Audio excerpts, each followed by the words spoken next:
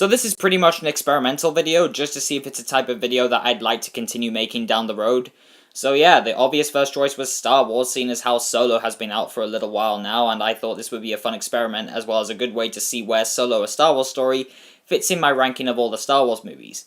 In other words, I'm going to foolishly attempt to rank them despite the fact that my opinion may change the second I upload this video. So let's begin. Yay, this is gonna be fun! Ugh, this isn't gonna be fun at all. Well, it's a worst to best ranking, so I guess I did this to myself.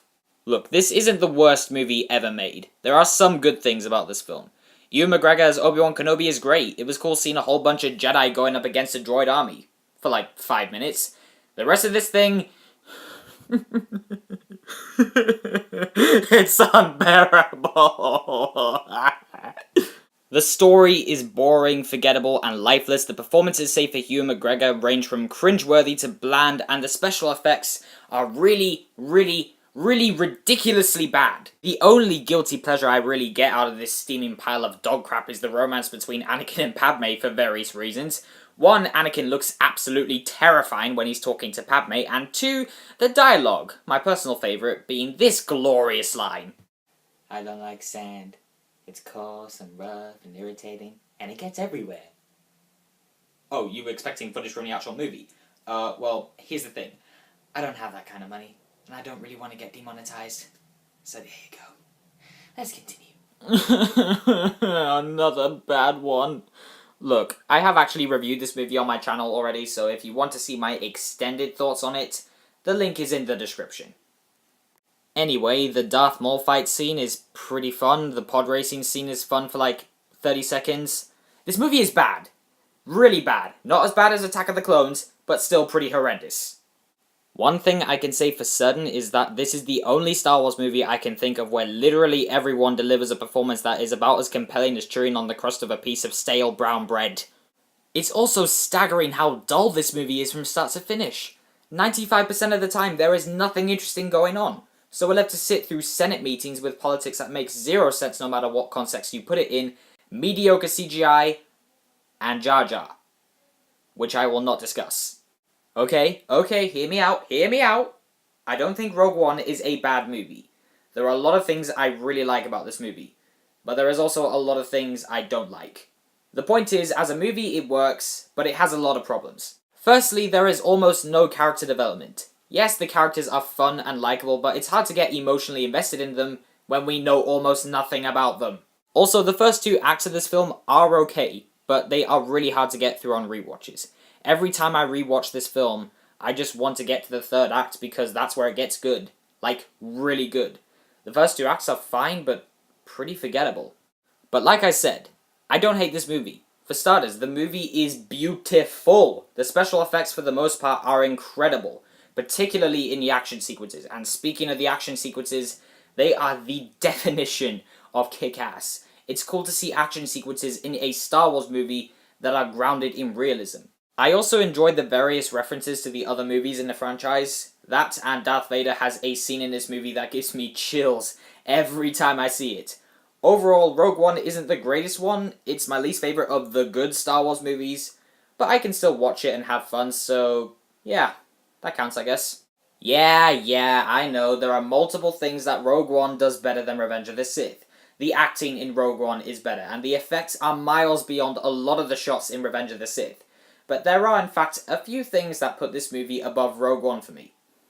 For starters, Revenge of the Sith has a much better understanding of a 3-act structure and is much more structurally coherent than Rogue One, and also, unlike Rogue One and the other 2 prequels, there are some genuinely emotionally gripping moments, like the amazing lightsaber duel between Obi-Wan and Anakin on Mustafar, which is still to this day one of the best lightsaber duels in the entire saga. The action on the whole is pretty dang entertaining. There is not a single dull set piece in Revenge of the Sith. My main issue with Revenge of the Sith is really Anakin's transformation into Darth Vader. His actual turn just feels really rushed and out of nowhere. It's like he decided to turn to the dark side without even thinking. The romance between Anakin and Padme is still atrocious, but it's not focused on heavily, thank God.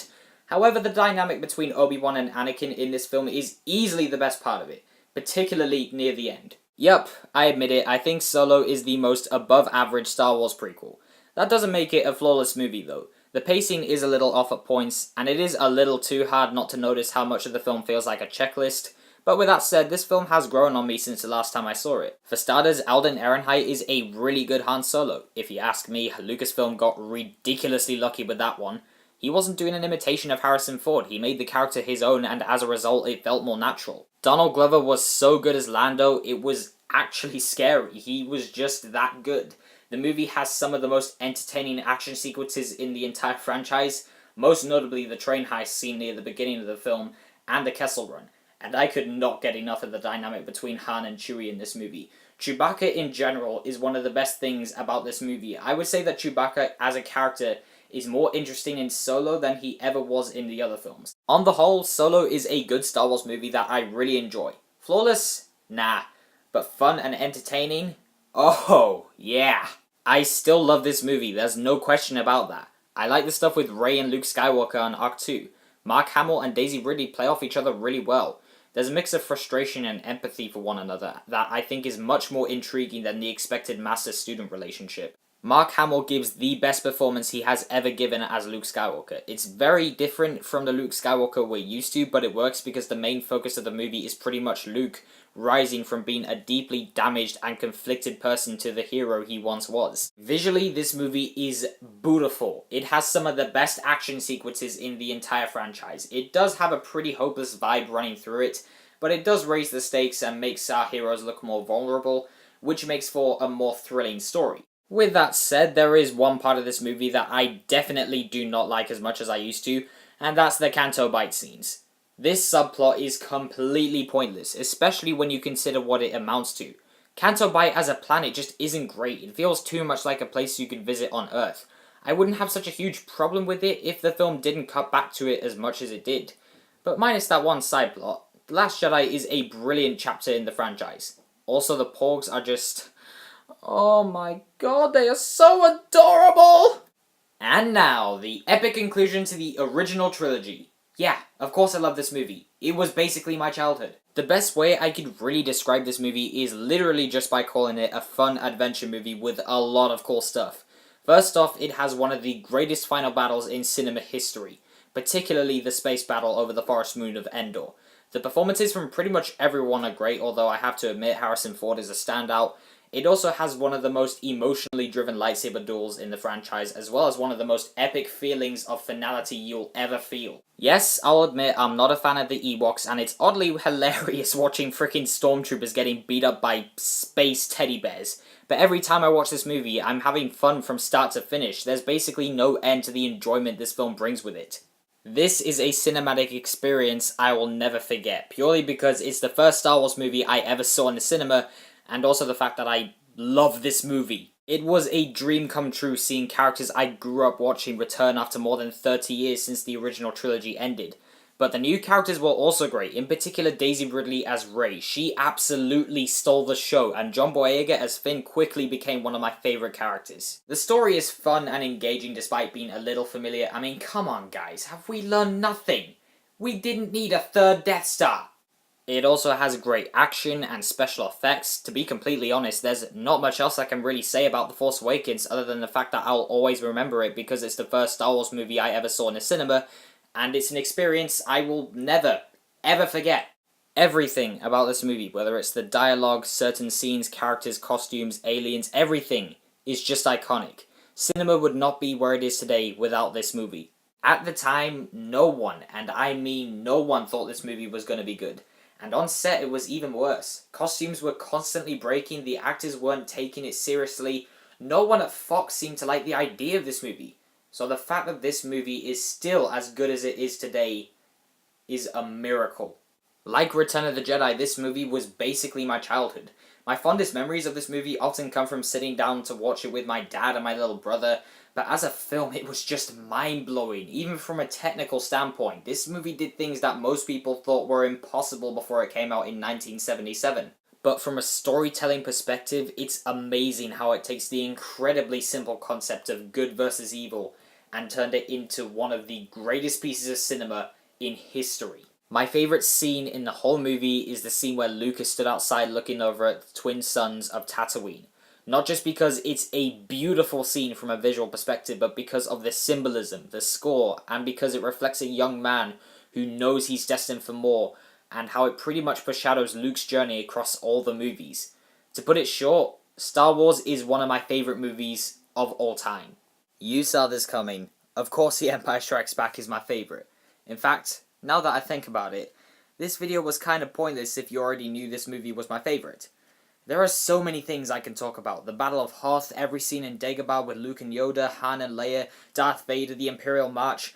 But instead, I'm gonna talk about 5 specific things I love about this movie.